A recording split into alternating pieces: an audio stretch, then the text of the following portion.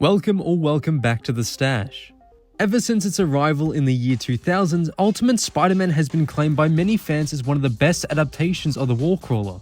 Even I've collected majority of the issues and have read the series a couple times because it's just that good. Now 23 years later, it's finally coming back, but probably not in the way you'd expect it to.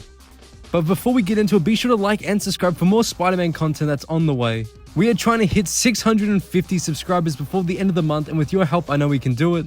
With that being said, let's get straight into the video. Now, the original volume lasted over 100 issues, and majority of the releases were made by the duo of Brian Michael Bendis and one of my personal favorite Spider-Man artists, Mark Bagley. This volume, in my opinion, is a great starting point for anyone looking to read Spider-Man comics. It captures the modern world in such a realistic way, where it doesn't feel over the top, and if anything, helps make this series feel really refreshing. I know that when I first read this when I was like 16, the whole time setting really made me connect with Peter because it felt like the world I was living in.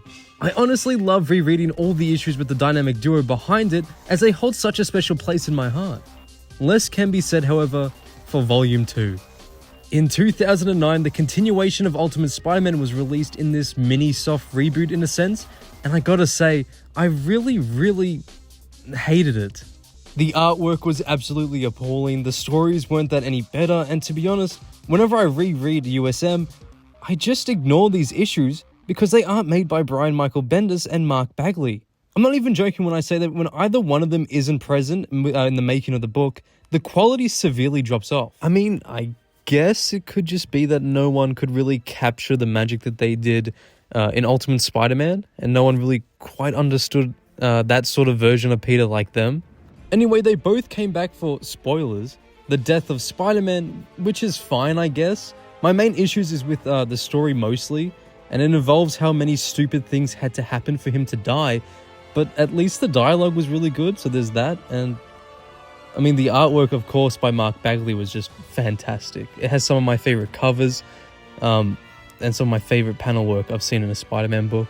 As you probably know, there was also a comic book tie-in game released in 2005. This shit was everything to me. When everyone was out like raving about Spider-Man 2 the game, I'm back at home playing this one instead. The Mark Bagley style mixed with the writing of Brian Michael Bendis flows so well in this game and gives it that authenticity, that feeling of this is a direct adaptation of the books. But if only the same could be said for Ultimate Spider-Man the show. Where did we go wrong? I mean, long story short, this incredibly average Spider-Man show came right after the best Spider-Man show. It forced him to be part of a team where no one really likes each other, and it felt like a weird sitcom.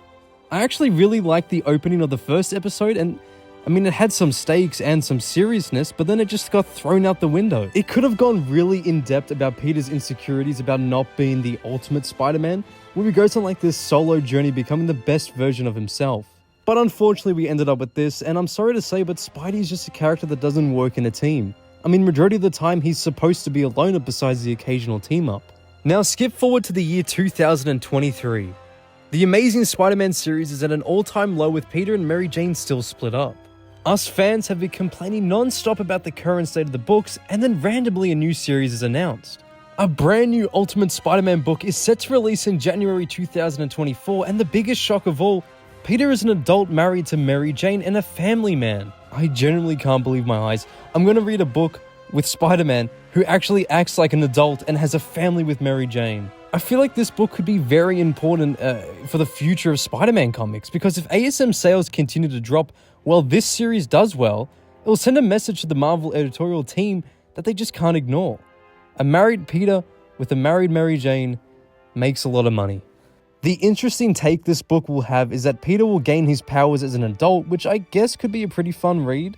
Since he gets his powers way later in life, I wonder if it means like people like Ben, Gwen, and Captain Stacy would still be alive. I mean, it makes sense because all their deaths sort of relate to the being of Spider-Man, and with that not present, there's no real reason for them to be dead. It could be pretty cool to see what the new important event will happen for this Peter that will spur him on to become Spider-Man, but I really hope it just doesn't involve like Mary Jane or one of his children. A minor worry is that if they do those annoying family complications, like the kid being upset that his dad couldn't make it to his baseball game because he was out saving the world, I just feel like that there's more meaningful problems that can be brought up brought to the light and depicted with having to deal with Spider-Man being your dad. And they also just announced the second issue by showing the cover, and as you can see, the Green Goblin is in it.